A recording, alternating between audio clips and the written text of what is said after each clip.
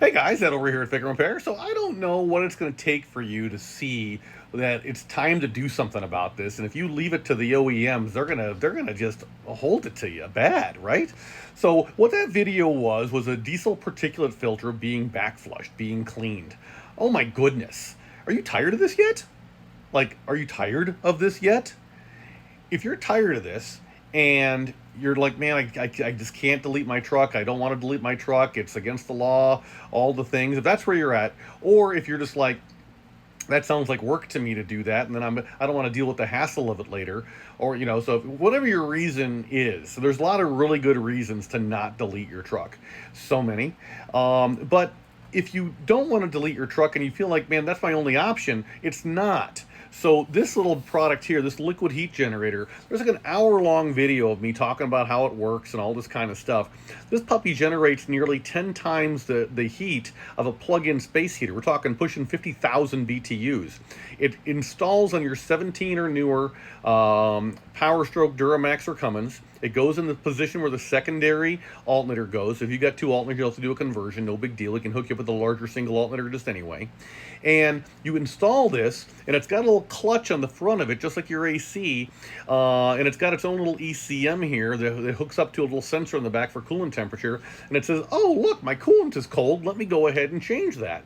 And so it kicks in this little, this glorified heat exchanger to go ahead and seriously toasty up the coolant, and so it gets your truck to operating temperature way faster. Now, even if you live in a Miami or a South Florida other locale, or Houston or Phoenix or something, this product is still good for you. So even if it's 95 degrees outside and you're using your truck as a mobile office and it's idling all the time or whatever, you know that a diesel idling is not maintaining operating temperature. It just isn't. So when you're pulling your 12,000, 15,000 pound, 8,000 pound trailer or whatever, you're working your truck, yes, your engine's at full operating temperature, but what when you're not? So when you're not, the ECM says, hey, I'm noticing that my coolant temperature is slowing down a little bit. Let me go ahead and kick this bad boy in. And so when I kick this bad boy in, now all of a sudden it puts about a 5 horsepower load against the motor. It kicks it in.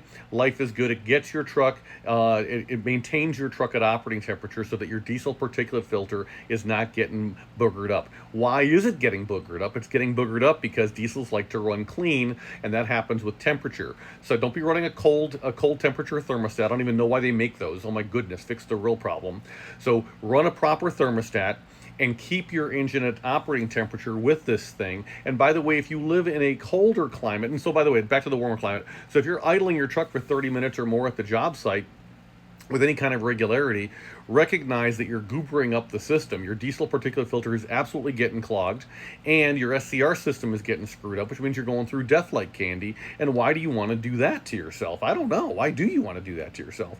So really what you should do is you buy this, you install it, and off to the races you go. Now, if you live in a colder climate, like the land of ice and snow, Minnesota, Michigan, Wisconsin, Iowa, Nebraska, whatever, right?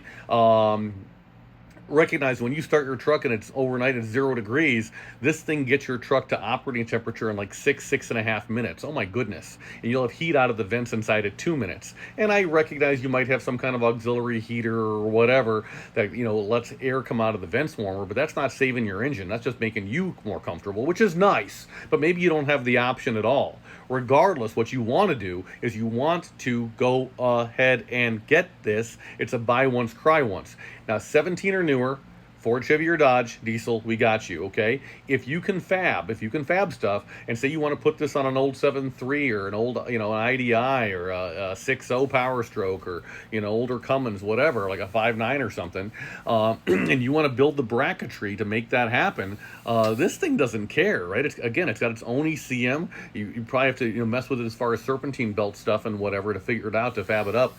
But because it's ECM dependent, it can be installed on any motor at all.